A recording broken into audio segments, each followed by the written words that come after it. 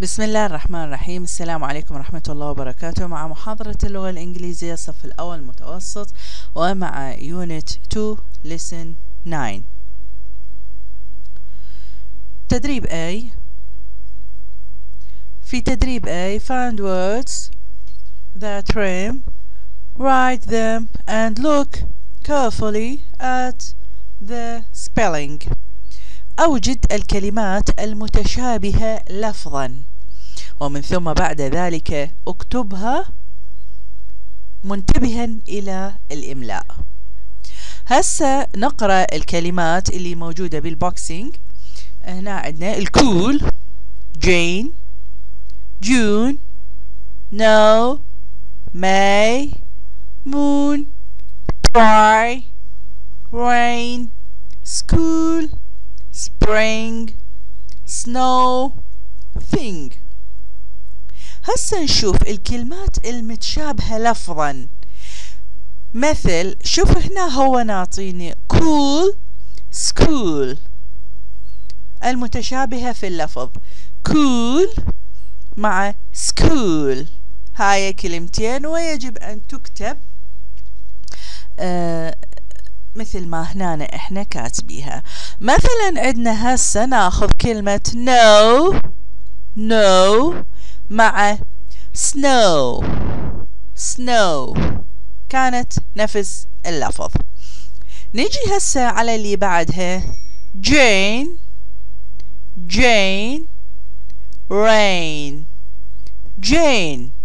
rain ماخذة نفس اللفظ. بعدها نجي على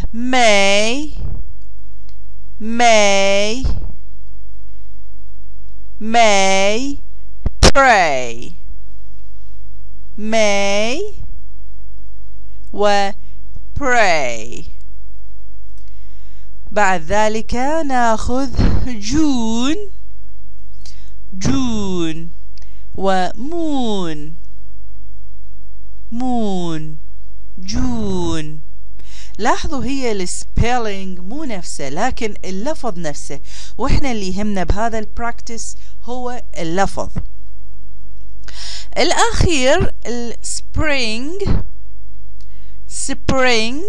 مع thing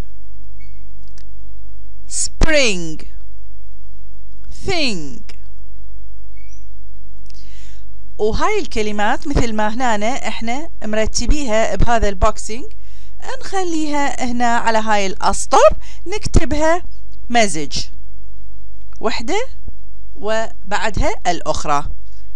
خلي لكم هم هنا كل مقطع لكلمات اثنين تكتبوا بيها. هسه نجي على البراكتس B. Make correct sentences. Reorder the words. كون جمل من ترتيب هاي الكلمات. عندنا هنا احنا 3 جمل بيها كلمات متناثرة، يعني ما مصفطيها بالترتيب. شو يريد من عندنا بهذا السؤال؟ انه احنا نرتب هاي الكلمات بحيث تطلع جملة صحيحة لفظا. الكلمات بالجملة الأولى sometimes dinner my mother helped I cook. شلون راح نجي نرتبها؟ شوفوا هنا عندنا هذا هو الترتيب الصحيح. هذه under here number 1 I sometimes help my mother cook dinner. هاي الجملة نكتبها على هذا السطر.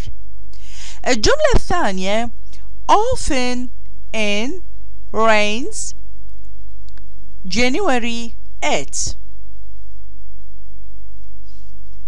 الجملة الصحيحة it often rains in January.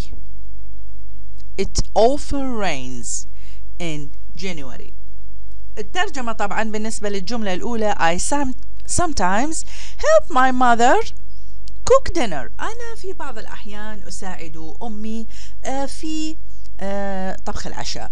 الجملة الثانية It often rains in January. نحن معتادين على مطر في شهر جانيوري. الجملة الثالثة كلماتها never, for, school, late, is, هدى. الكتابة الصحيحة الترتيب الصحيح يكون هدى is never late for school. هدى أبدا لا تتأخر ولم تتأخر عن المدرسة. التدريب اللي هسه شرحناه بترتيب الكلمات في بي، هذا ترتيب مهم، تدريب مهم، ركزوا عليه. تدريب بي تدريب مهم، ركزوا عليه. أيضا عندنا هذا تدريب سي اللي هسه راح ناخذه write the correct dates، اكتب التواريخ كتابة صحيحة. أيضا هذا تدريب مهم، ركزوا عليه. كلها طبعا على سبيل المثال يعني احنا ننطيها، لكن المهم عندنا انه تكتب التواريخ بشكل كتابة صحيحة.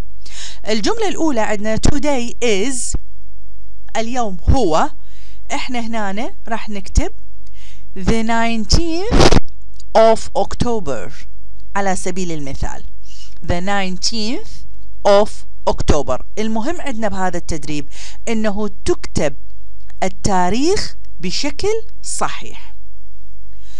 الجملة الثانية our teacher birthday our teacher birthday is the 1st of January. the 1st of January في الأول من January. next year عيد الفطر will be on، في السنة القادمة عيد الفطر سيكون في the 25th of October. the 25th of October. لاحظوا هنا انه احنا راعينا قواعد شروط كتابة التاريخ عندما ادرجنا هذه التواريخ. هي مو التواريخ هي اللي صحيحة يعني كتاريخ، لكن احنا اللي نريده من هذا البراكتس انه يكون كتابتنا، طريقة الكتابة للتاريخ طريقة كتابة صحيحة. هذا التمرين مهم، ركزوا عليه. هنا عندنا في براكتس دي can you remember، هل تستطيع أن تذكر answer these questions، أجب عن هذه الأسئلة التالية. number 1 in what season does it snow in England؟ في أي فصل does it snow هي تثلج، الدنيا تثلج في إنجلاند، في إنجلترا. number 1 الإجابة it snow in winter، إنها تثلج في فصل الشتاء. number 2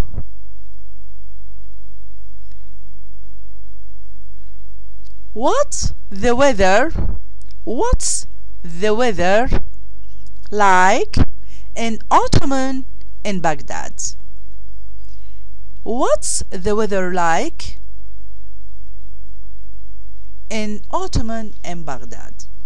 ماذا يشبه الجو في الخريف في بغداد؟ number 2 it is cool and windy، هو يكون